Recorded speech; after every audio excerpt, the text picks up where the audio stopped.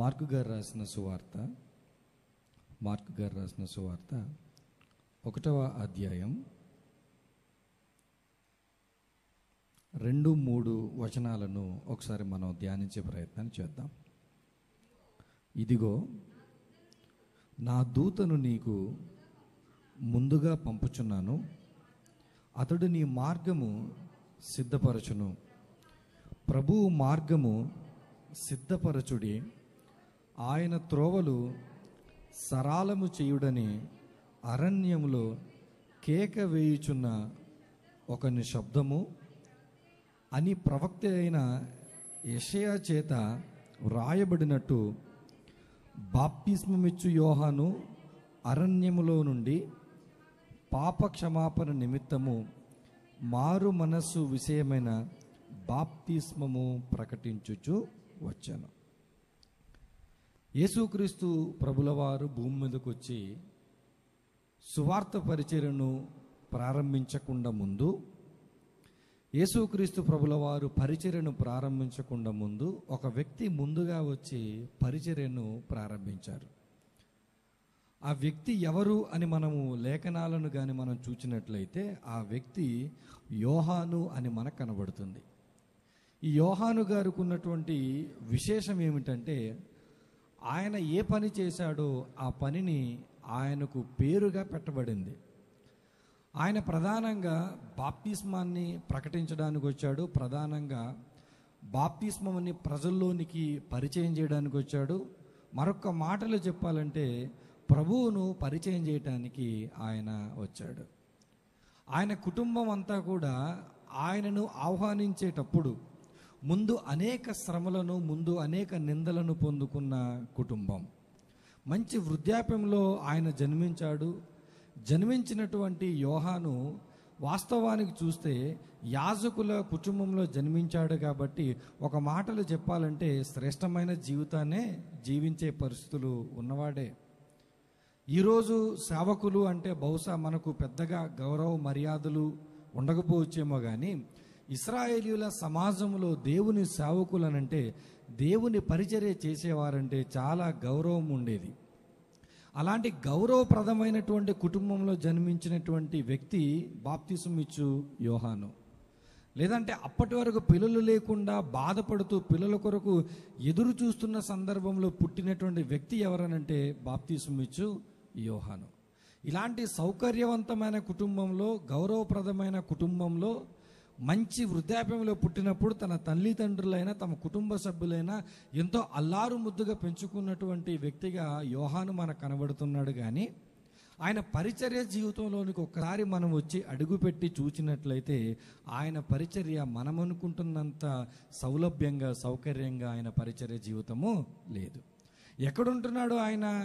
ఎక్కడో అరణ్యంలో ఉంటున్నాడంట. ఆయన తినే ఆహారం కానీ, ఆయన కట్టుకునే వస్త్రాల గురించి కానీ బైబిల్లో దేవుడు ప్రస్తావించిన సందర్భాలను మనం చూసినప్పుడు, ఒక సేవకుడు మంచి కుటుంబంలో నుంచి వచ్చి, ఒక సేవకుడు చక్కగా అల్లారు ముద్దుగా పెరిగినటువంటి సేవకుడు ఇలాంటి సేవ చేయగలడా అనంటే ఎదుగో చేశాడు, చేసి చూపించాడు. ఆయన గురించి మార్కు గారు ప్రస్తావిస్తూ, దేవుని కుమారుడైన యేసుక్రీస్తు సువార్త ప్రారంభమైంది. దానికి ముందు జరిగినటువంటి తంతు, దానికి ముందు జరిగినటువంటి సందర్భం ఏంటంటే, యెషయా చేత రాయబడినట్టుగా ఒక వ్యక్తి ఎక్కడున్నాడంటే అరణ్యంలో ఉండి ఆయన ఏం చేస్తున్నాడంటే బాప్తిసాన్ని ప్రకటిస్తున్నాడు. ఆయన గురించి రాయబడిన మాట ఏంటంటే, ఇదిగో నా దూతను నీకు ముందుగా పంపుతున్నాను, అతడు నీ మార్గము సిద్ధపరుస్తాడు. అతను ఏం చేస్తాడు?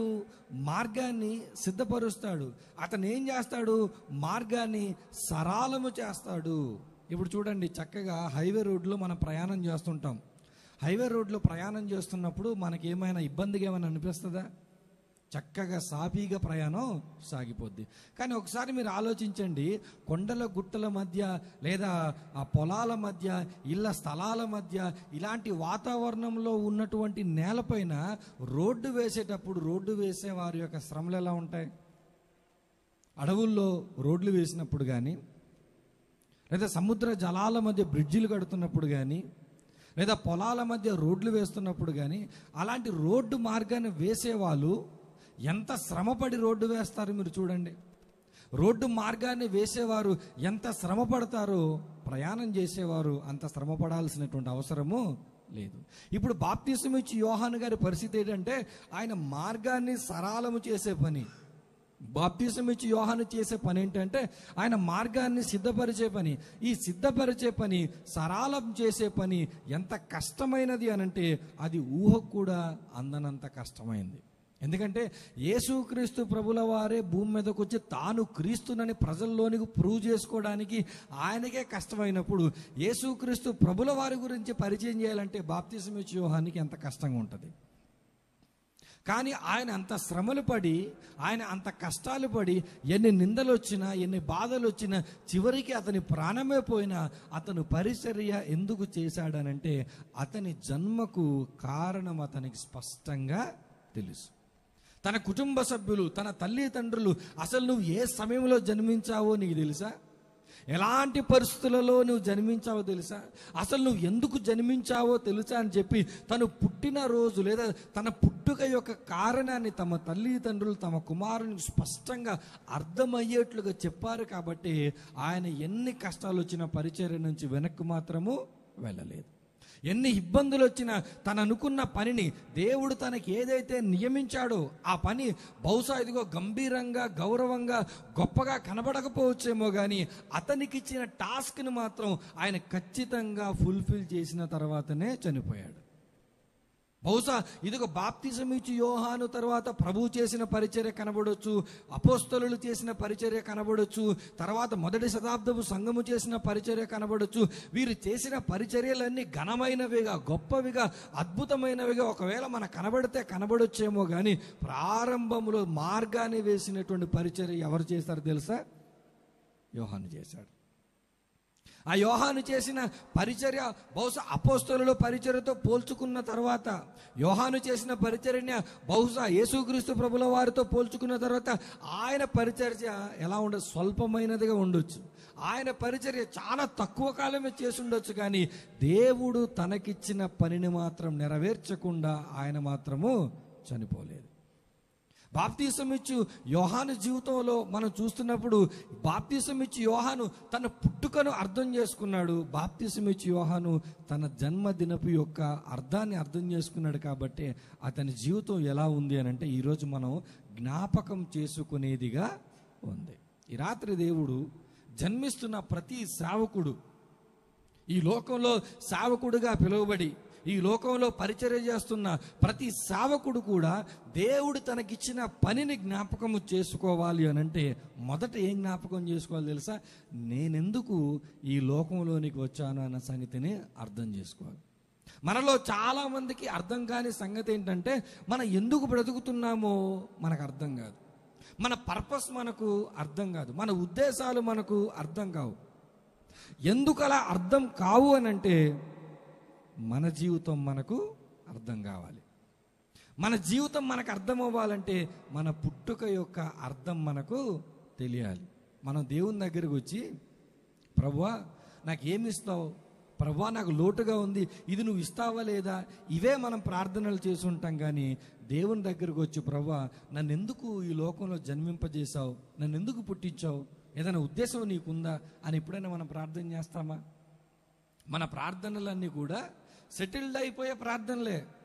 మన ప్రార్థనలన్నీ కూడా ఇదిగో ఇది లేదు ప్రభా, అది కావాలి, అది ఇస్తే అలా ఉంటుంది ప్రభా, ఇది ఇస్తే ఇలా ఉంటుంది ప్రభా అని సెటిల్డ్ అయిపోవడానికి మన ప్రార్థన. కానీ మన ప్రార్థన సెలెక్ట్ అవ్వడానికి ఎప్పుడైనా అడిగామా? ప్రభా నువ్వు నన్ను ఎందుకు చూజ్ చేసుకున్నావు, నన్ను ఎందుకు ఎన్నుకున్నావు, నన్ను ఎందుకు పంపించావు, నన్ను ఎందుకు జన్మింపజేశావు, నువ్వు ఏ కారణం లేకుండా ఈ లోకంలో నన్ను పంపించవు కదా, ఏ ఉద్దేశం లేకుండా ఈ లోకంలోనికి నన్ను పంపించావు కదా, నన్ను పంపించటం వెలక నీ ఉద్దేశము ఏమిటి? ఈరోజు బాబాయ్ అయినా లేకపోతే మనమైనా మనం అర్థం చేసుకోవాల్సింది ఏంటంటే అసలు మనం జన్మించడానికి, మనం పుట్టడానికి కారణం దేవుడు ఏం చెప్పాడో అది మనం తెలుసుకోవాలి. ఎవరు తెలుసుకున్నారంటే యోహాను గారు చాలా స్పష్టంగా తెలుసుకున్నారు. అందుకే ఆయన తన పని ముగించాడు. ఆయన పని చేసిన తర్వాత ఆయన గురించి రాయబడిన లేఖనాలను ఇప్పుడు మనం చూసాం. బాప్తిసం ఇచ్చి యోహాను అరణ్యములో ఉండి పాపక్షమాపణ నిమిత్తము మారు మనసు విషయమైన బాప్తిసాన్ని ఏం చేస్తున్నాడు? ఆయన ప్రకటించుచూ వచ్చాను. ప్రకటించటం, ఇశ్రాయేలీయుల ప్రజల మధ్య క్రీస్తును ప్రకటించటం అన్నది సామాన్యమైన విషయము కాదు. ఎందుకు సామాన్యమైన విషయం కాదని నేను అంటున్నానంటే, అసలు యేసుక్రీస్తు ప్రభుల వారు ఎక్కడ పుడతారో, ఎప్పుడు పుడతారో, ఎలా పుడతారో, ఎందుకు పుడతారో, పుట్టిన తర్వాత ఏ పని చేస్తారో, ఆ తర్వాత ఆయన ఎలా చనిపోతారో, ఆయన ఎలా తిరిగి లేస్తారో అన్న ప్రతి సమాచారం కూడా ఇదిగో పాత నిబంధనలో ముందుగానే ప్రవక్తల ద్వారా దేవుడు తెలియపరిచాడు.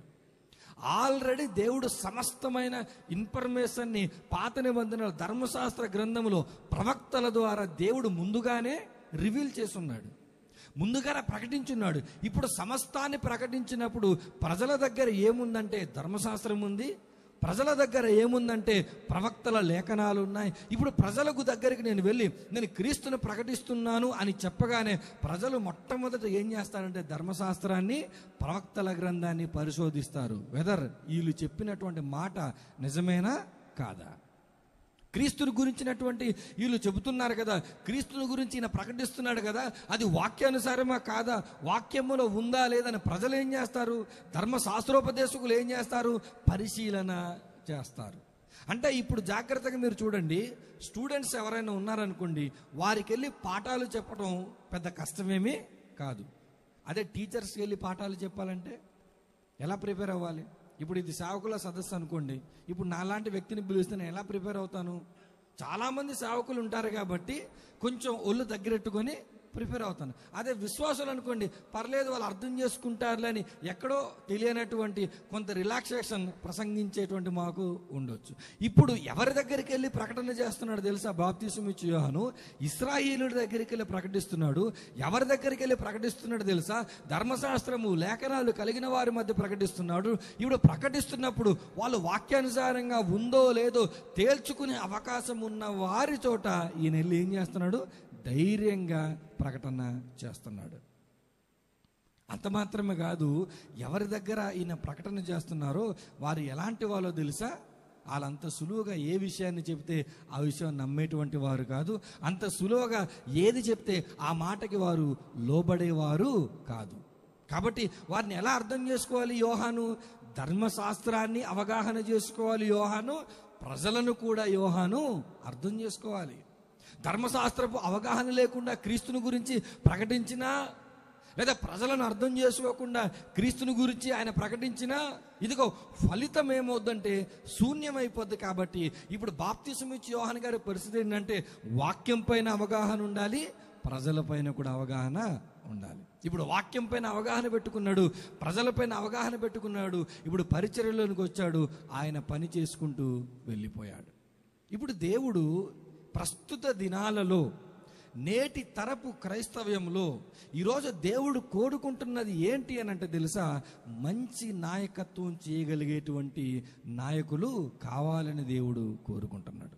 మరొక మాటలో చెప్పాలంటే ఈ తరములో చక్కగా వాక్యానుసారంగా ప్రజలను అర్థం చేసుకొని బోధించే, ప్రజలను అర్థం చేసుకొని ఇదిగో సంఘాలను నడిపించే, వాక్యాన్ని ప్రజలను అర్థం చేసుకొని సహవాసాలు నడిపించే మంచి నాయకులు కావాలని దేవుడు ఆశిస్తున్నాడు.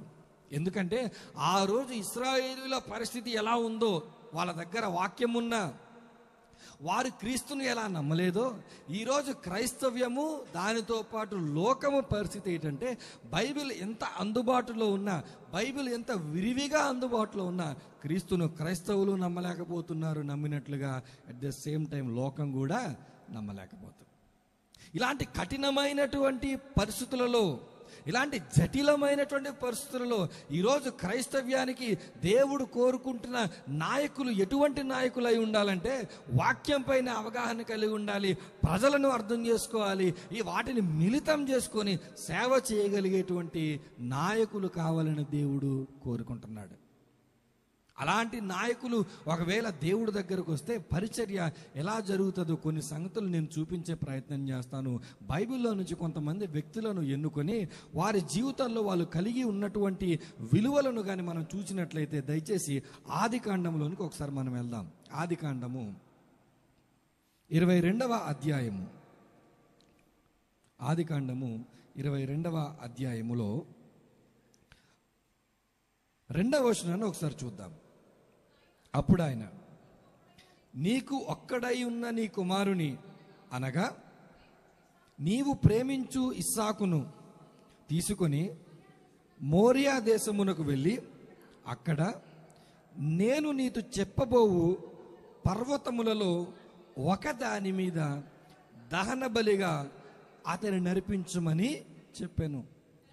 సరిపోద్దాం. దేవుడు అబ్రహాముతో మాట్లాడుతున్నాడు. అబ్రహాము, లేక లేక పుట్టిన నీ కుమారుడు నీకున్నాడు కదా, నీ కుమారుడు అంటే నీకెంతో ఇష్టం కదా, అయితే నాకు ఇష్టమైంది నేను ఒకటి అడుగుతున్నాను. నాకు ఇష్టమేంటో తెలుసా? నీకేదైతే ఇష్టమో అది నాకు ఇష్టం. నీకేది ఇష్టం? నీ కుమారుడైన ఇస్సాకు నీకు ఇష్టం. అయితే ఆ కుమారుడిని నా సేవా పరిచర్యకి ఇవ్వు, నేను బహుబలంగా వాడుకొని అనేక జనాల మధ్య అతన్ని వాడుకొని గొప్ప సేవకుడిని చేస్తానని దేవుడు అబ్రహామును అడగలేదు. ఏమని అడుగుతున్నాడు తెలుసు? అబ్రహాము, నీ కుమారుడిని దహన బలిగా ఇవ్వు. మీరు ఆలోచించండి, ఇచ్చిన దేవుడే దహన బలిగా ఇమ్మని అడిగినప్పుడు ఏ తండ్రి అయినా తన మానసిక పరిస్థితి ఎలా ఉంటుందో మీరు ఒకసారి ఆలోచించండి. ఏ తండ్రి అయినా తన కుమారుని తన చేతులారా చంపమని దేవుడు అడుగుతుంటే, చేతులారా దహన బలిగా ఇమ్మని దేవుడు అడుగుతుంటే, ఏ తండ్రి అయినా ఎలాంటి మానసిక పరిస్థితులలో ఉంటాడో మీరు ఆలోచించండి.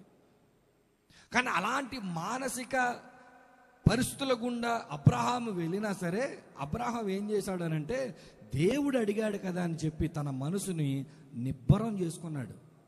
తన మనసును నిబ్బరం చేసుకొని తన కుమారుని ఇవ్వడానికి ముందు ఒకసారి మనం ఆలోచించాలి. అబ్రహాముకి ఎంతైతే కమిట్మెంట్ ఉందో ఇప్పుడు ఎవరికి ఉండాలి కమిట్మెంటు? ఇస్సాకు కూడా అంతే కమిట్మెంట్ ఉండాలి. అబ్రహామును చేతులు విదిలించుకొని లేదా అబ్రహామును ఎదిరించి అబ్రహాముతో పోరాడి అవసరమైతే దెబ్బలాడి వెళ్ళిపోయే స్థితిలో లేడా ఇస్సాకు అని అంటే ఉన్నాడు. ఆ స్థితిలో ఇస్సాకు ఉన్నాడు. మాట్లాడవచ్చు, ఎదిరించవచ్చు, కన్విన్స్ చేయొచ్చు, రిక్వెస్ట్ చేయొచ్చు, పెద్దలను తీసుకురావచ్చు, కుటుంబాన్ని తీసుకురావచ్చు, ఇన్ని చేయొచ్చు. కానీ ఇస్సాకు ఏం చేశాడు తెలుసా? ఒబీడియన్స్ చూపించాడు.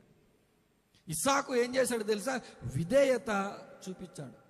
ఈరోజు ఎవరికి ఏం కావాలి అని అంటే, క్రైస్తవ నాయకత్వము చేస్తున్నటువంటి యువతరపు క్రైస్తవ నాయకులకి ఏం కావాలి తెలుసా? ఒబీడియన్స్ కావాలి, విధేయత కావాలి. ఎవరి పట్ల విధేయత తెలుసా? ఇదిగో దేవుని పట్ల విధేయత కావాలి. అనేక రకాలైనటువంటి డినామినేషన్స్, అనేక రకాలైనటువంటి బోధలు, అనేక రకాలైనటువంటి ప్రయోగాలు ఈరోజు క్రైస్తవంలో స్వాతంత్రంగా ఎందుకు జరుగుతున్నాయంటే కారణం ఏంటో తెలుసా? దేవుని పట్ల సేవకులకు విధేయత లేకపోవటం. వాక్యంలో ఇలా ఉంది కదా బ్రదర్ అని చెప్తే ఏమంటున్నారు తెలుసా? వాక్యంలో అలానే ఉంటుంది బ్రదర్, అలా చేయాలంటే కుదరదు బ్రదర్ అంటున్నారు. అలా కాదు బ్రదర్, మార్చుకోవాలి కదా అంటే, అలా మార్చుకుంటే సేవ ఎక్కడ జరుగుతుంది బ్రదర్? నువ్వు అనుకున్నట్టు రోజులు కావివి, రోజులు మారాయి కాబట్టి ఇప్పుడు సేవ ట్రెండ్ను కూడా మనం ఏం చేయాలి? మార్చాలి. అంతేగాని నేను దేవునికి విధేయత చూపిస్తాను, నాకు గౌరవం వచ్చినా, కానుకొచ్చినా, నాకు నిందొచ్చినా, దెబ్బొచ్చినా, ఏమొచ్చినా నేను దేవునికి విధేయత చూపిస్తూ ఇది ఒక చిన్న పరిచర్య నేను నడిపిస్తున్నాను అనేటువంటి పరిస్థితి ఈరోజు రావాలంటే చాలా కష్టమైపోయింది. సేవకుడు అనగానే ఈరోజు మీకు ఎలా రావాలి? కారులోనే రావాలి. మీకు తక్కువ కొన్ని ప్రాంతాల్లో నీకు సేవకుడు ఎలా రావాలి తెలుసా? 8:30కి మెసేజ్ అంటే 7:35కి అలా ఎదురుగా కారులోనే దిగి అలా స్ట్రైట్గా నడుచుకుంటూ రావాలి. అంత విధానం లేదనుకోండి, ఇతను ఏ సేవకుడు? చిన్ని సేవకుడు, బుల్లి సేవకుడు. ఈయన ఈ బుల్లి సేవకుడిని, చిన్ని సేవకుడిని పెద్ద పెద్ద సభల్లో మనం ఏం చేయలేం, వాడలేం. విధేయత చూపించే ఏ సేవకుడైనా ప్రస్తుత దినాలలో చేసే చిన్న పరిచర్య అయినా ఎలా చేస్తాడు తెలుసా? నమ్మకంగా చేస్తాడు. ఇదిగో ఇది సమస్య కావచ్చు, ఇది ఇబ్బందే కావచ్చు, ఇది నష్టమే కావచ్చు, కానీ ఇస్సాకు ఏం చేశాడంటే, లేదు నేను దేవునికి, నా తండ్రికి నేను విధేయత చూపించాల్సిందే అని చెప్పి అది ప్రాణాలు పోయేంత పరిస్థితి వచ్చినా సరే ఒబీడియన్స్ని ఎవరు చూపిస్తున్నారంటే ఇస్సాకు అబ్రహాము దగ్గర చూపిస్తున్నాడు. ఆ తర్వాత మరొక వ్యక్తిని చూద్దాం. ఆదికాండము 50వ అధ్యాయము 19వ వచనములో ఒక ఆయన మాట్లాడుతున్నాడు. భయపడుకుడి, నేను దేవుని స్థానమందున్నానా? మీరు నాకు కీడు చేయనుద్దేశించితిరి గాని నేటి దినమున జరుగుచున్నట్టు, అనగా బహు ప్రజలను బ్రతికించినట్లుగా అది మేలుకే దేవుడు ఉద్దేశించెను. యోసేపు గురించి మనందరికీ చరిత్ర బాగా తెలుసు. యోసేపు గారి జీవిత ప్రస్థానాన్ని చూసినప్పుడు ఆయనకు ఒక దర్శనం వచ్చింది. ఆ దర్శనాన్ని చెబితేనే కుటుంబ సభ్యులు ఒప్పుకోలేదు. ఆయనకు ఒక విజన్ వచ్చింది. దేవుడు తన దర్శనాన్ని బయటపరిస్తే దర్శనాన్ని చెప్తేనే కుటుంబ సభ్యులు సహించలేకపోయారు. దైవికంగా బాగుండి తన అన్నాదమ్ములు చేస్తున్న తప్పుడు పనులను తండ్రికి తెలియజేస్తున్నప్పుడు వీటన్నిటిని మనసుని పెట్టుకొని యోసేపును ఏం చేశారో మనందరికీ బాగా తెలుసు. యోసేపు ఎన్ని శ్రమల గుండా వెళ్ళాడో మనందరికీ బాగా తెలుసు. ఈరోజు టెలికమ్యూనికేషన్ ఎంతగా అభివృద్ధి చెందిపోయిందంటే విదేశాల్లో మనం ఉన్నా సరే స్వదేశంలో ఉన్నంతగా ఫీల్ అయ్యే విధంగా టెలికమ్యూనికేషన్ అంతగా డెవలప్ అయింది. ఇక్కడ మనం జర్నీ స్టార్ట్ అయ్యే దగ్గర నుంచి జర్నీ విదేశాలలో ఎండ్ అయ్యేంత వరకు మినిట్ టు మినిట్ మనం అప్డేట్ ఇచ్చుకునేంత అవకాశం ఉంది. అలాంటప్పుడు కూడా ఈ దేశం నుంచి ఇంకో దేశానికి వెళ్ళాలంటే మనకి ఎలా ఉంటుంది? ఎంతైనా బాధగానే ఉంటుంది. ఏదో ఇక్కడ వాళ్ళు విడిచిపెట్టి వెళ్తున్నట్టు, అయితే నూతన దేశానికి వెళ్ళిపోతున్న అక్కడ పద్ధతులు, అక్కడ సంస్కారం, అక్కడ విధి విధానాలు, అక్కడ తినే ఆహారము, కట్టుకునే వస్త్రం, ఇన్ని సమస్యలు ఉంటాయని చెప్పి రకరకాలుగా మనం ఆలోచించవచ్చు. కానీ ఒకసారి చూడండి, యోసేపు జీవితంలో ఒక దేశం నుంచి శాశ్వతంగా తన కుటుంబ సభ్యులను విడిచిపెట్టి మరొక దేశానికి ఎలా వెళ్ళాడనంటే కట్టు బానిసగా, మరలా తిరిగి వస్తాను అన్న ఆశ లేకుండా, మరో విధంగా చెప్పాలంటే అసలు బ్రతుకుతాను అన్న భరోసా లేకుండా యోసేపు వేరే దేశానికి అమ్మివేయబడినప్పుడు, అక్కడికి వెళ్ళిన తర్వాత బానిసగా ఆయన బ్రతుకు, అక్కడికి వెళ్ళిన తర్వాత బందీగా ఆయన బ్రతుకు, అక్కడికి వెళ్ళిన తర్వాత జరుగుతున్న పరిస్థితులను చూసినప్పుడు నిజంగా యోసేపుకు ఎంత ధైర్యం ఉండాలో మీరు ఆలోచించండి. ఎంత ధైర్యం ఉంటే కుటుంబాన్ని విడిచిపెట్టి వెళ్ళిపోతున్న యోసేపు నిలబడగలుగుతాడు? ఎంత ధైర్యం ఉంటే బానిసగా అమ్మబడినప్పుడు బానిసగా బ్రతుకుతాడు? ఎంత ధైర్యం ఉంటే బందీఖానాలో వేసినప్పుడు ధైర్యంగా ఉంటాడు? అసలు ఎంత ధైర్యం ఉండాలి యోసేపుకు? అసలు ఎంత ధైర్యం ఉంటే అంత ప్రయాణాన్ని ఆయన చేసుంటాడు? అసలు ఆశ లేదు, భరోసా లేదు, భవిష్యత్తు పైన ఒక తలంపు లేదు. దేవుడు ఒక ఆలోచననిచ్చాడు, ఆలోచన ఫుల్ఫిల్ అవుతుందో లేదో తెలియదు. జరుగుతున్న పరిస్థితులు చూస్తుంటే అసలు ప్రాణం ఉంటుందో లేదో తెలియదు. కానీ అలాంటి సమయంలో యోసేపు ఎలా ఉన్నాడో తెలుసా? నిబ్బరంగా ధైర్యంగా ఉన్నాడు. ఆయన కానీ ధైర్యాన్ని కోల్పోయి ఉంటే చరిత్రలో ఈరోజు మన యోసేపు గురించి మాట్లాడే పరిస్థితే ఉండకపోను. తల్లిదండ్రులు ఎంతో ప్రేమించాడు, తండ్రిని ఎంతో ప్రేమించాడు, అన్నదమ్ములంటే ఎంతో ఇష్టం, తన ప్రాంతం అంతే ఎంతో ఇష్టం ఆయనకి. అలాంటి ఆయన దూరం చేసినప్పుడు నిజానికి ఈ దినాలలో యవనస్తులైతే వెంటనే ఆత్మహత్య చేసుకుంటారు. ఏంటంటే చిన్న చిన్న వాటికే. మొన్న ఎక్కడో న్యూస్లో చూశాను, ఇంటర్మీడియట్ రిజల్ట్ వచ్చిన తర్వాత ఎందుకు తక్కువ మార్కులు వచ్చాయని తల్లి అడిగిందంట.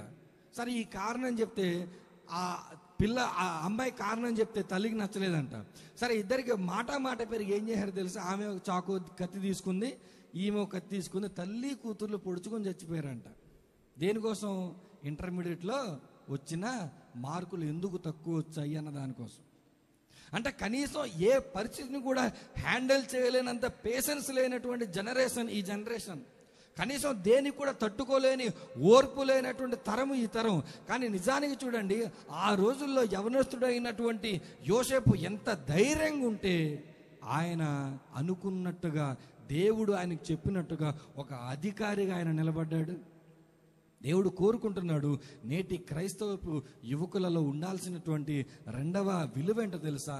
ధైర్యం ఉండాలి. మొదటిది విధేయత ఉండాలి. ఇస్సాకు చూపించాడు విధేయత తన తండ్రికి. రెండవది పరిస్థితులు ఎంత కఠినంగా, ఎంత జటిలంగా, ఎంత ఇబ్బందులుగా ఉంటున్నా ఈరోజు క్రైస్తవ నాయకత్వంలో ఏముండాలి అని అంటే ధైర్యం ఉండాలి. అది ఎటువంటి ధైర్యం అంటే యోసేపుకున్న ధైర్యం. ఈరోజు నిజానికి యోసేపుకున్న ధైర్యం ఏ క్రైస్తవులలో ఉన్నటువంటి విశ్వాసులలో, సేవకులలో ఎవ్వరికి ఉన్నా సరే దేవుడు గొప్ప గొప్ప కార్యాలు చేయడానికి సిద్ధంగా ఉన్నాడు. కానీ విషయం ఏంటో తెలుసా? ఇదిగో దేవుడు నాకు కాపరి, కానీ నేను ఎలాంటి వాడిని? పిరికోడిని. దేవుడు కాపరే. దేవుడే నేను వదిలిపెడతానని లేదు, దేవుడే నేను విడిచిపెడతానని లేదు. కానీ నువ్వెలా ఉండాలి? నువ్వు ధైర్యంగా ఉండాలి. నీ జీవితం నిన్ను ఎన్ని మార్గాలలో నిన్ను ఇబ్బంది పెడుతున్నా, నీ పరిస్థితులు ఎన్ని విధానాలను నిన్ను తొక్కేస్తున్నా, ఎంత నిరాశలోకి నిన్ను నెట్టేస్తున్నా, నీవు కలిగి ఉండాల్సిన ఏంటో తెలుసా? ఇదిగో దేవుడు ఒకనాడు భక్తుల పక్షాన నుండి పోరాటాలు చేసి అద్భుత విజయాలు ఇచ్చి అధికారపు స్థాయిలో కూర్చోబెట్టిన ఆ దేవుడే నన్ను సేవకు పిలిచాడు, ఆ దేవుడే నన్ను రక్షణలోనికి పిలిచాడు, ఆ దేవుడే పరిచర్య బాధ్యత నాకు ఇచ్చాడు. మరి అలాంటప్పుడు నేను ఎలా ఉండాలంటే, నేను యోసేపు వలె ధైర్యంగా నేను ఉండాలి. యోసేపు వలె ధైర్యము కానీ మనకు లేకపోతే మనం ఏమవుతుందో తెలుసా? సోలిపోతాం, చిన్న చిన్న వాటికే పడిపోతాం. పడిపోయిన తర్వాత దేవుడు నాకు సహాయం చేయట్లేదు, దేవుడు నాకు తోడుగా లేడేమో అని చెప్పి మనం బాధపడుతూ ఎవరి మీద నింద వేస్తామంటే దేవుని మీద మనం నింద వేసే పరిస్థితి ఉంటుంది. ఇంకో వ్యక్తిని చూద్దాం. బైబిల్ చరిత్రలో మరొక వ్యక్తిని చూస్తే అపోస్తలుల కార్యములు 6వ అధ్యాయము, అపోస్తలుల కార్యములు 6వ అధ్యాయము 22వ వచనాన్ని చూద్దాం.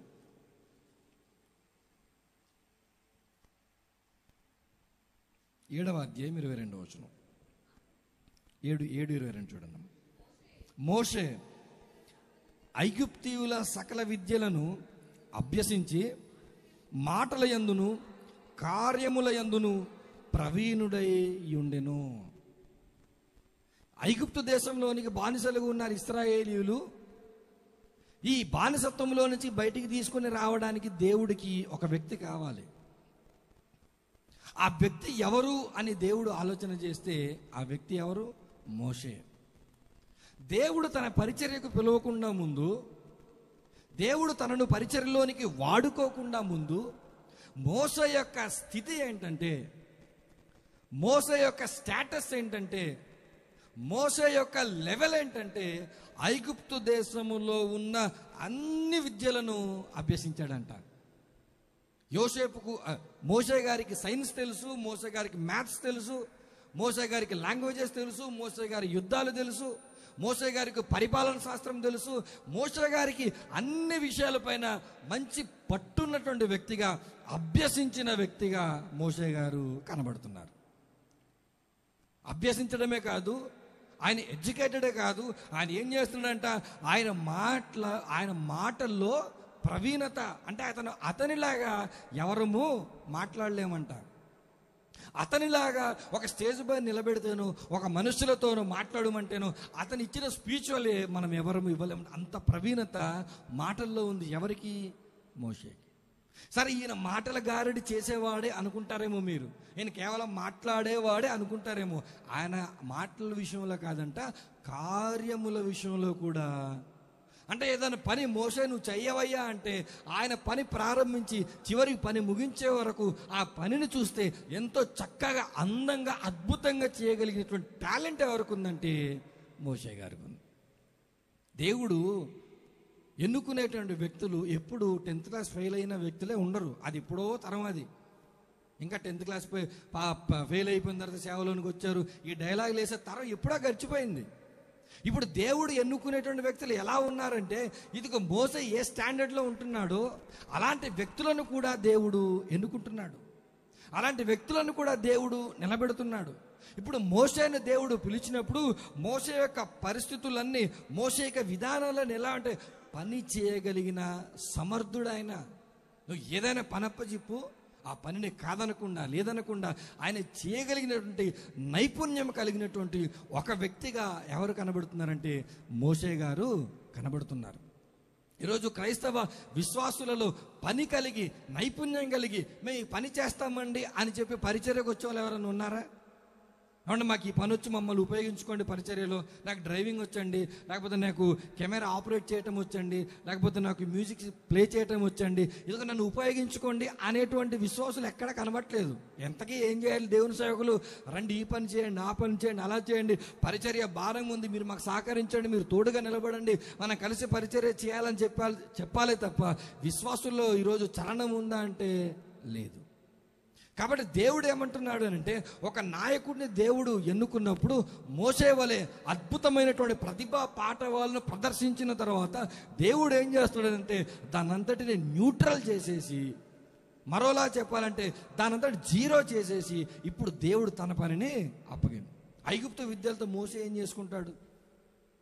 ఐగుప్తులో ఉన్నటువంటి మాటలతో, ఐగుప్తులో ఉన్న కార్యాలతో మోసే ఏం చేసుకుంటాడు, వాటన్నిటిని న్యూట్రల్ చేశాడు. ఇప్పుడు ఆయన పని ఇచ్చాడు. అయ్యా నీ పని ఏంటో తెలుసా, వీళ్ళని ప్రయాణంలోనికి నడిపించాలి. నీ పని ఏంటో తెలుసా, వీళ్ళు అక్కడ తీసుకెళ్ళి సెటిల్డ్ చేయాలి. నీ పని ఏంటో తెలుసా, ఈ ప్రజలందరూ నీకు ఎదురు తిరిగినప్పుడు, ఈ ప్రజలందరూ నీకు వ్యతిరేకించినప్పుడు అయినా సరే నిలబడి తట్టుకొని నా మాటను పట్టుకొని నువ్వేం చేయాలి, ప్రజల్ని నడిపించాలి. జాగ్రత్త చూడండి, మనం చూసిన ముగ్గురు జీవితాలు కూడా, ఇస్సాకు జీవితంలో మనకి ఏం కనబడుతుందంటే విధేయత కనబడుతుంది. తన తండ్రికి ఆయన విధేయత చూపిన వ్యక్తి కనబడుతుంది.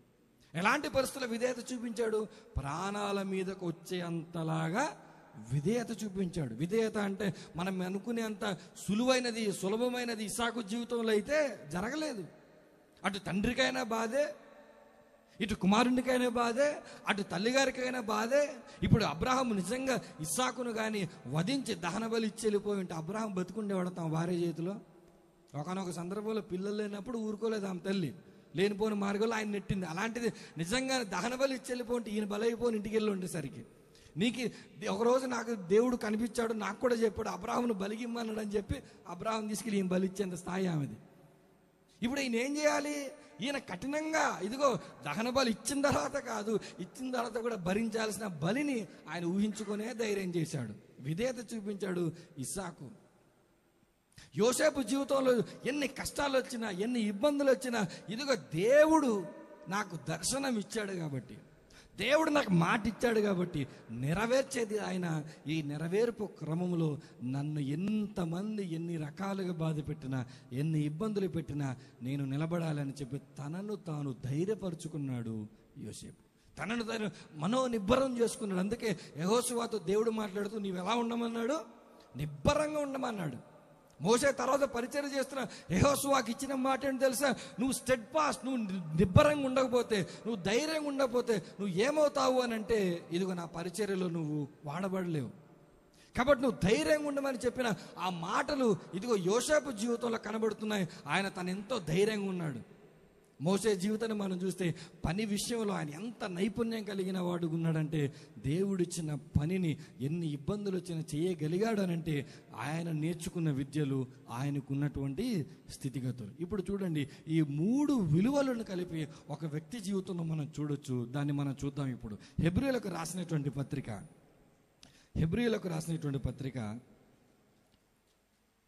5వ అధ్యాయము,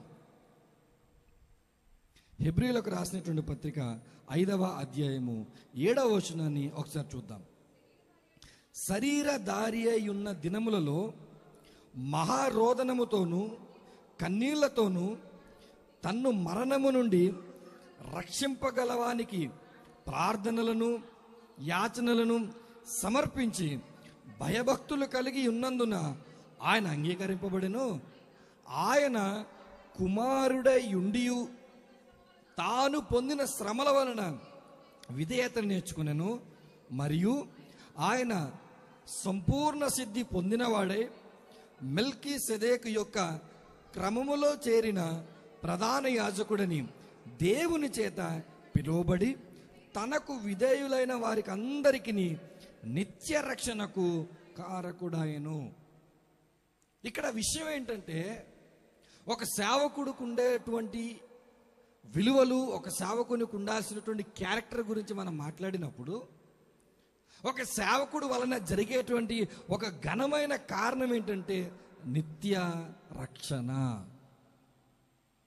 ఒక సేవకుడు వలన లోకంలో జరిగేటువంటి బహుబలమైనటువంటి కార్యం ఏంటంటే రక్షణ కార్యం.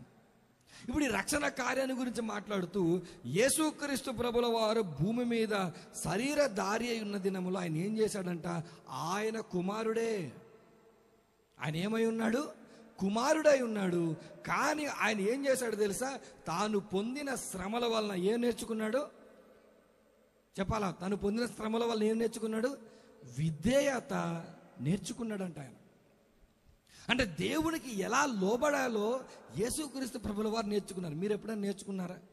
అవునండి, నా ఫస్ట్ క్లాస్ ఏంటంటే విధేయత ఎలా నేర్చుకోవాలి, 2వ క్లాస్ ఇది, 3వ క్లాస్ ఇది, అలా అని చెప్పి మనం ఏమైనా నేర్చుకున్నామా విధేయత?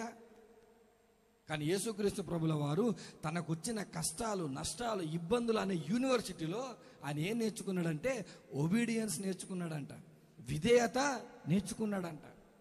ఈరోజు విధేయత చూపేటువంటి వారుగా మనం ఉంటే, నిజంగా దేవునికి మనము విధేయత చూపించగలిగితే, దేవుడు ఇక్కడ కూర్చున్న ప్రతి ఒక్కరిని కూడా తన పరిచర్యలో ఏదో ఒక విధానంలో దేవుడు వాడుకోవటానికి ఇష్టపడతాడు. కానీ మనకేముండదు తెలుసా? విధేయత ఉండదు, కానీ చర్చికి వచ్చి కూర్చొని వెళ్ళిపోయే ఆ స్థితి అయితే మనకు ఉంటుంది. ఇది పెద్ద విధేయత ఏం కాదు. నువ్వు రావడానికి బోల్డని 100 కారణాలు ఉంటాయి, నువ్వు వెళ్ళిపోవడానికి 100 కారణాలు ఉంటాయి. కానీ ఇక్కడికి వచ్చిన తర్వాత, వాక్యం విన్న తర్వాత, ఈ పని దేవుని వాక్యం నాకు సెలవిచ్చింది కనుక నేను చేయాలి అనే తలంపు నీకు వస్తుంది చూడు, అప్పుడు నువ్వు ఇక్కడ కాదు విధేయత, బయటికి వెళ్ళి చూపించాలి విధేయత. ఒబీడియన్స్ అనేది ఆరాధనలో జరుగుతున్నప్పుడు, కార్యక్రమాల్లో జరుగుతున్నప్పుడు కాదు, నీ లోకంలోనికి నువ్వు వెళ్ళిన తర్వాత, నువ్వు బ్రతుకుతున్నప్పుడు జరుగుతున్న పరిస్థితులలో నువ్వు దేవునికి ఎంత విధేయత చూపిస్తున్నావో అక్కడ అర్థమవుద్ది. నీకు శ్రమలు వచ్చినప్పుడు నువ్వు ఎంత విధేయత చూపిస్తున్నావో అక్కడ అర్థమవుద్ది. ఇప్పుడు ఈయన ఏం నేర్చుకున్నాడంటే, యేసుక్రీస్తు ప్రభుల వారే విధేయత నేర్చుకున్నాడంటే, నేటి తరములో క్రైస్తవ సేవా పరిచర్య చేస్తున్న యువ సేవకులు మనం ఎంత విధేయత నేర్చుకోవాలండి, ఎంత దేవునికి లోబడాలండి. ఈరోజు వేటికో మనం లోబడితే నిజంగా మన సేవ చాలా తొందరగా పబ్లిక్లోనికి వెళ్ళిపోతుంది. వేటికో మన బల ప్రభావాల గుండా వెళితే, లేదా ఏవేవో ప్రయత్నాలు చేస్తే మన సేవా పరిచర్య నిజంగా అందరు గుర్తించేది వెళ్ళిపోద్ది. కానీ ఒకానొక రోజు దేవుడు చూసినప్పుడు, అవి దేవుడు రాక నువ్వు కూడా పరిచర్య చేసావు. దేవుని దగ్గర ఒక గుంపు వెళ్తుంది, ప్రభువా నీ నామాన్న అది చేయలేదా, ఇది చేయలేదా, అలా చేయలేదు, ఇలా చేయలేదు, అక్కడ తిరగలేదు, ఇక్కడ తిరగలేదా, ఇంటర్నేషనల్గా వాడబడలేదా, యూట్యూబ్లో వాడబడలేదు, ఇన్స్టాగ్రామ్లో కనబడలేదా, ఫేస్బుక్లో లైవ్లో నాది కాదా, ఇదంతా ఎవరిదో అనుకున్నావు నువ్వు, అందుకే రికార్డెడ్ ఎవిడెన్స్ ఉంది ప్రభువా, సోషల్ మీడియా ఒకసారి చెక్ చేయి నువ్వు అని దేవుడి దగ్గర నువ్వు చెప్పింది అర్థా. మరి బాబు నువ్వు ఎవడో నాకు తెలియదు, పోరా పక్కకంటాడు దేవుడు. ఎందుకు? నాకు విధేయత లేకుండా నువ్వు ఎంత స్టార్ అయితే నాకేంటి, నాకు విధేయత చూపకుండా నువ్వు ఎంత గ్లోబల్ ప్రీచర్ అయితే నాకేంటి, నాకు కావాల్సింది నీ నుంచి విధేయత.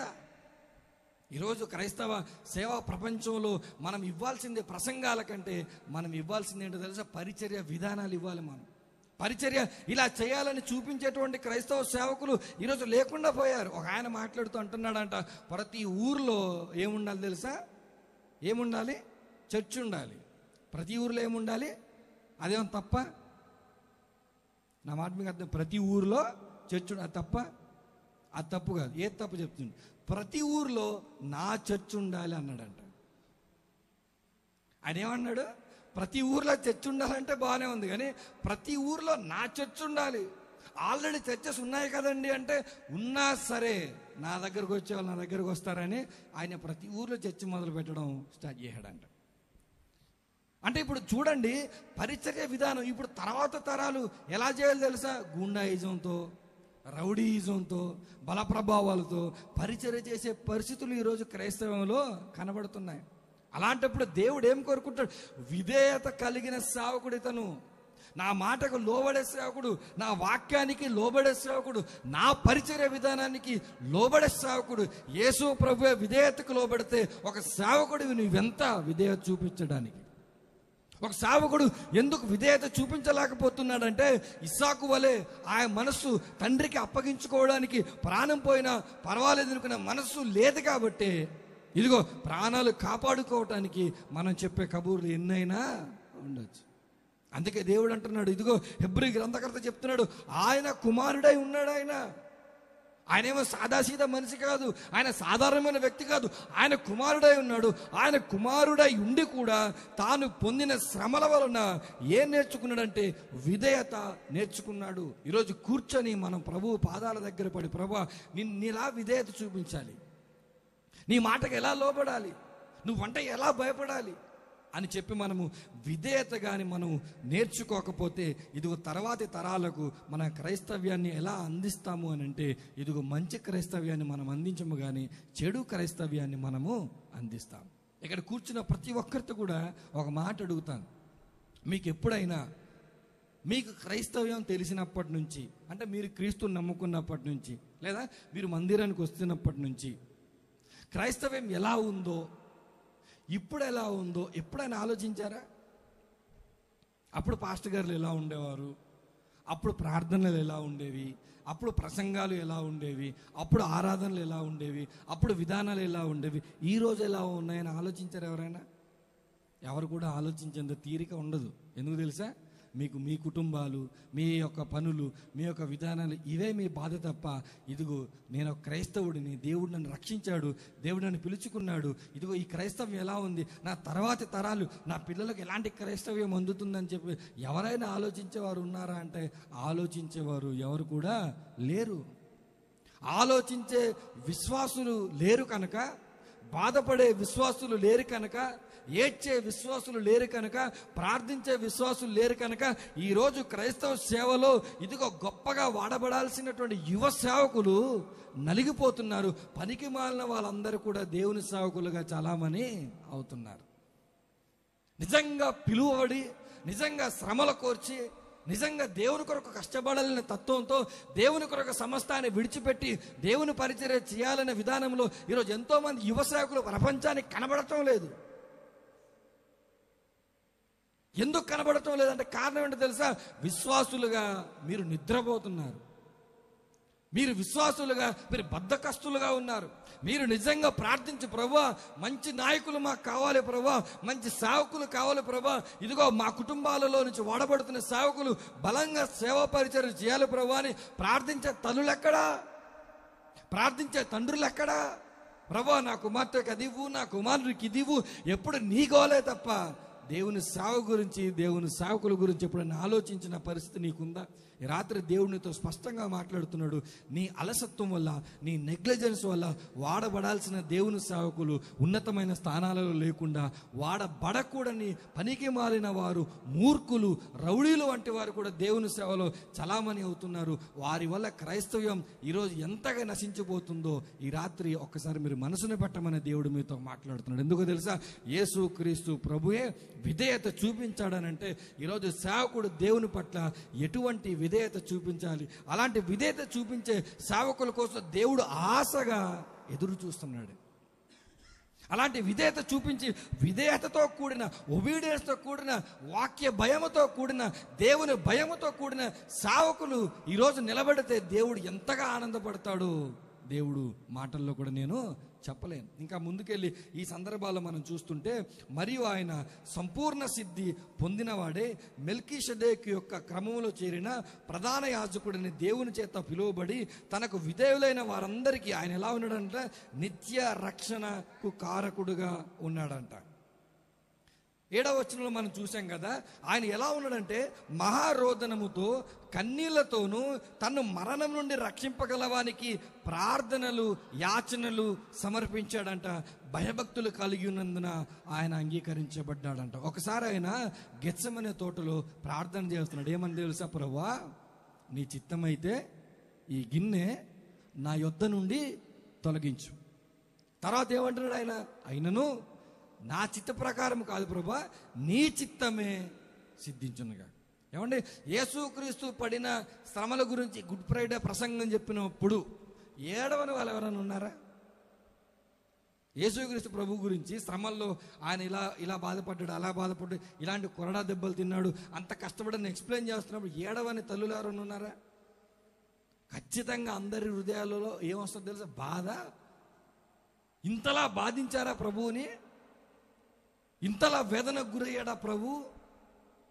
ఇంతలా నలిగిపోయాడా యేసయ్య అని చెప్పి పాట పాడినా, ప్రసంగం చేసినా, ప్రార్థన చేసినా ఎంతలా ఏడుస్తామే ఒకసారి ఇమాజిన్ చేసుకోండి, ఒకసారి ఊహించుకోండి. అదే శిక్ష నీకు నాకు వస్తే తట్టుకోగలమా? అసలు ఆ శిక్ష ఒకవేళ నీకు నాకు వస్తే భరించగలమా? ఆ ధైర్యం మనకుందా? యేసుక్రీస్తు ప్రభుల వారికి తెలుసు ఆయన ఎలా చనిపోతాడు. యేసుక్రీస్తు ప్రభుల వారికి తెలుసు ఆయన ఎక్కడ కొడతారు. యేసుక్రీస్తు ప్రభుల వారికి తెలుసు తన తల మీద ముళ్ళ కిరీటము వేస్తారని. యేసుక్రీస్తు ప్రభుల వారికి తెలుసు దాహంతో ఒకరోజు శిలువలో వేలాడి అల్లాడిపోవాలని యేసుక్రీస్తు ప్రభు వారికి తెలుసు. ఈ విషయాలన్నీ ముందుగా తెలిసినప్పుడు ఆయన తట్టుకున్నాడు అని అంటే ఆయన ఎంత ధైర్యంతో నింపబడి ఉన్నాడో ఒకసారి మీరు ఆలోచించండి.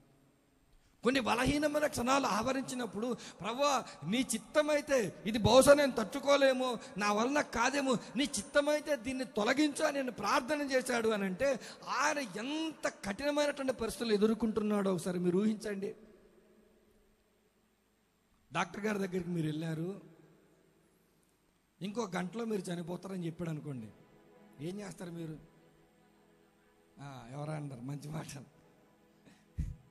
ఏమవుతామంట, ఆ మాట విని ఆ కుర్చీలోనే పడి, గంట సమయం ఉంది పర్లేదు, 1 hour టైం ఉంది నీకు పర్వాలేదు, అయినా సరే ఆ మాటగా. ఇప్పుడు ప్రభు జీవితం మీరు చూడండి, ఆయనకు ఊహ వచ్చినప్పటి నుంచి, ఆయన పరిచర్యలకు వచ్చినప్పటి నుంచి విషయానికి స్పష్టంగా తెలుసు. విషయానికి స్పష్టంగా తెలిసినప్పుడు ఆయన నిలబడ్డాడు, ఎదుర్కొన్నాడు అని అంటే ఎంత ధైర్యవంతుడు ఆయన. ఆ ధైర్యంతో నింపబడినటువంటి వ్యక్తి ఎవరనంటే యేసుక్రీస్తు ప్రభుల వారు.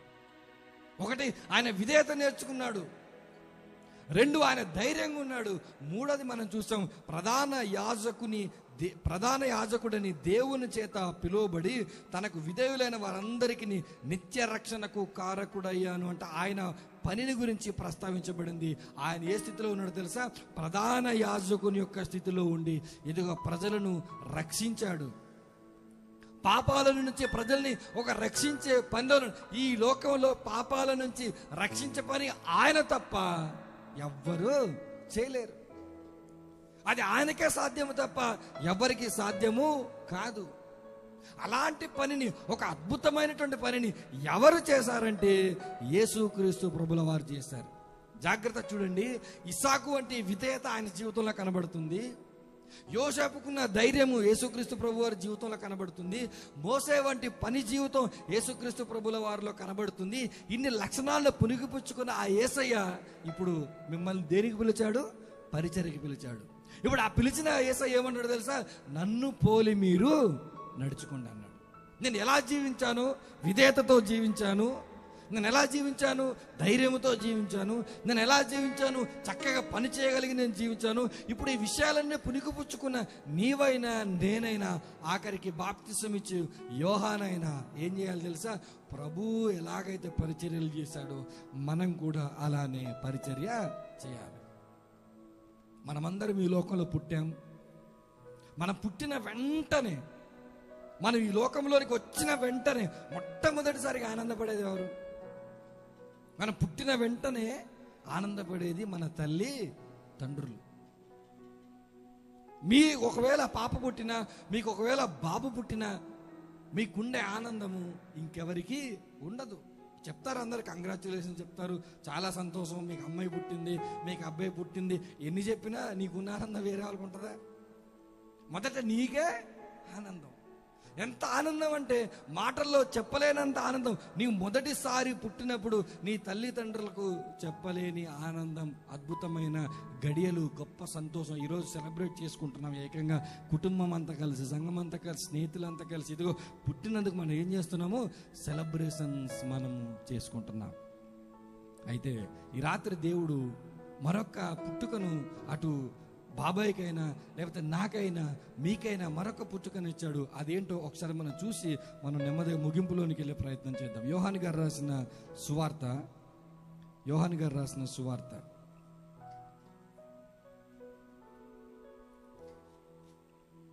3వ అధ్యాయము. యోహాను గారు రాసిన సువార్త 3వ అధ్యాయము 3వ వచనం చూడండి. అందుకు యేసు అతనితో, ఒకడు క్రొత్తగా జన్మించితేనే గాని అతడు దేవుని రాజ్యమును చూడలేడని నీతో నిశ్చయముగా చెప్పుచున్నాను. మొదటిది ఫస్ట్ బోర్న్ అయిపోయింది. ఇప్పుడు రెండవది ఏంటో తెలుసా? రీబోర్న్. మరొకసారి క్రొత్తగా జన్మించాలి. ఇప్పుడు క్రొత్తగా జన్మించిన దానికి ఇప్పుడు మొట్టమొదటిగా ఆనందపడేది ఎవరు తెలుసా? పరలోకమందున్న తండ్రి. మొదటిసారి జన్మిస్తే నీ తల్లిదండ్రులకు ఆనందము. రెండవసారి నువ్వు బాప్తిస్మము ద్వారా జన్మిస్తే ఎవరికి ఆనందం తెలుసా? పరలోకమందున్న తండ్రికి ఆనందం. మొదటిసారి పుట్టినందుకు తల్లిదండ్రులు కష్టపడి చదివిస్తారు, ఉన్నత చదువులోనికి పంపిస్తారు, గొప్ప గొప్ప విజయాలను ఆకాంక్షిస్తారు. ఇదిగో మన తల్లిదండ్రులకు మనం ఆనందాన్ని ఇస్తాం. అయితే రాత్రి దేవుడు అడుగుతున్నాడు, కొత్తగా జన్మించిన నీవు ఈరోజు గుర్తుపెట్టుకోవాల్సింది ఏంటో తెలుసా? ఆనందాన్ని ఎవరికి ఇవ్వాలి? దేవునికి ఇవ్వాలి. నీ వల్ల ఈరోజు ఆనందపడాల్సింది ఎవరు తెలుసా? దేవుడు. బాప్తిసం ఇచ్చి యోహాను దేని గురించి ప్రకటిస్తున్నాడు తెలుసా? బర్త్డే గురించే ప్రకటిస్తున్నాడు ఆయన. బాప్తిసం అంటే ఏంటి? చచ్చిపోవటం, తిరిగి లేవటం. బర్త్డే గురించి ఆయన మాట్లాడుతున్నాడు, బర్త్డే గురించి ప్రకటిస్తున్నాడు ఆయన. ఈరోజు ఈ బర్త్డే సెలబ్రేషన్స్లో ఉంటున్న మీ అందరితో దేవుడు చెప్తున్నాడు, మీలో ఎవరైనా బాప్తిసం తీసుకున్న వాళ్ళుంటే, రీబోర్న్ అయిన వాళ్ళుంటే, మరలా జన్మించిన వారుంటే, దేవుడు ఏం కోరుకుంటున్నాడు తెలుసా? ఇదిగో ప్రభు యొక్క విలువలను, ప్రభు యొక్క గుణగణాలను పుణికిపుచ్చుకొని మీరు సేవలో నిలబడి సేవను మీరు చేయాలి. విధేయత చూపించాలి, ధైర్యాన్ని చూపించాలి, పనిని చూపించాలి. ఎందుకంటే మీరు పుట్టిన తర్వాత తల్లిదండ్రులకు ఎంత ఆనందమో, మీరు ప్రయోజకులుగా మారకపోతే వాళ్ళకి ఎంత బాధో. మిమ్మల్ని చదివించిన తర్వాత మీరు ఉద్యోగాలు చేసి సంపాదించకుండా ఉంటే మీ తల్లిదండ్రులకు ఎంత బాధో. మీరు ఇదిగో రెండవ జన్మలోనికి వచ్చిన కొత్త జన్మలోనికి వచ్చిన తర్వాత మీరు ప్రయోజకులుగా దేవునికి మారకపోతే ఆయన కూడా అంతే బాధపడతాడు. ఈ సెలబ్రేషన్స్ నీకు నాకు చెబుతున్న ఒక విషయం, లేదా ఈ సేవకునికి చెబుతున్న ఒక విషయం ఏంటంటే, ఇదిగో ఈ సెలబ్రేషన్స్ ద్వారా నువ్వు తిరిగి గుర్తుకు చేసుకోవాల్సిన ఒక మాట ఏంటో తెలుసా? నీ ద్వారా దేవుడు ఎంతగా ఆనందిస్తున్నాడు. నీ సేవ పరిచర్య ద్వారా దేవుడు అంతగా ఆనందిస్తున్నాడు. మనుషులు కాదు, ఫేస్బుక్లో లైకులు కాదు, యూట్యూబ్లో లైకులు కాదు, ఇన్స్టాగ్రామ్లో లైకులు కాదు, మీటింగ్ పాంప్లెట్స్ కావు, మనుషుల యొక్క ఘనత కాదు, మనుషుల యొక్క మెప్పు కాదు, మనుషుల గుర్తింపు అసలు కానే కాదు. ఎంతో మంది మిషనర్లు ఈ భారతదేశంలోనికి వచ్చి సువార్త చేసినప్పుడు వాళ్ళు ఏ పరిచర్య చేశాడో కూడా ఈరోజు భారతీయులకు తెలియదు. వాళ్ళు ఎంతో కష్టపడి దేశాలను దాటొచ్చి తిండిని అలవాటు చేసుకొని, బట్టను అలవాటు చేసుకొని, ప్రాంతాన్ని అలవాటు చేసుకొని, భాషను అలవాటు చేసుకొని, సంస్కృతిని అలవాటు చేసుకొని, ఏమీ ఆశించకుండా దేవుడు చూస్తే చాలు అని పరిచర్య చేసిన ఎంతోమంది మిషనరీల ముందు మనం చేసే పరిచర్య దేవుడు గుర్తించేదిగా ఉండాలి, మనుషులు కాదు. మన పరిచర్యను దేవుడు గుర్తించి దేవుడు ఆనందాన్ని పొందేదిగా ఉన్నట్లయితే దేవుడు అంటున్నాడు, ఇదిగో నిన్ను నేను పరిచర్యలోనికి పిలిచినందుకు నువ్వు నా కొరకు మంచిగా పని చేశావు. కాబట్టి దేవుడు మాట్లాడుతున్నాడు ఈ దినాన్న. బాప్తిసం ఇచ్చు యోహాను ఏ రకంగా అయితే బర్త్డే గురించి ఆయన సెలబ్రేషన్స్ లేదా బర్త్డే గురించి ఆయన ప్రసంగం చేశాడో, ఈ రాత్రి దేవుడు నీతో నాతో మాట్లాడుతున్నాడు. మన భూమి మీద జన్మించాము మంచిదే, కానీ కొత్తగా జన్మించాము. జన్మించిన తర్వాత మాత్రం మనం దేవునికి ఎలా ఉండాలి తెలుసా? ఆనందపరిచే వారిలా ఉండాలి. నీ బర్త్డేలో నా బర్త్డేలో నీవు నేను సంతోషపడతాం, కానీ ఒక చివరి ప్రశ్న వేసి నేను ముగించేస్తున్నాను. నీ బర్త్డే నా బర్త్డే ద్వారా దేవుడు సంతోషంగా ఉన్నాడు. ఈ లోకంలో అందరూ ఆనందంగా లేకపోయినా పర్వాలేదు, దేవుడు నీ బర్త్డే ద్వారా, నీ యొక్క జీవితం ద్వారా దేవుడు ఆనందపడితే చాలు. అటు జీవితం దేవుడు బాబాయికి మనందరికీ దయచేయాలని మనస్ఫూర్తి కోరుకుంటూ తలలో వంచండి చిన్న ప్రార్థన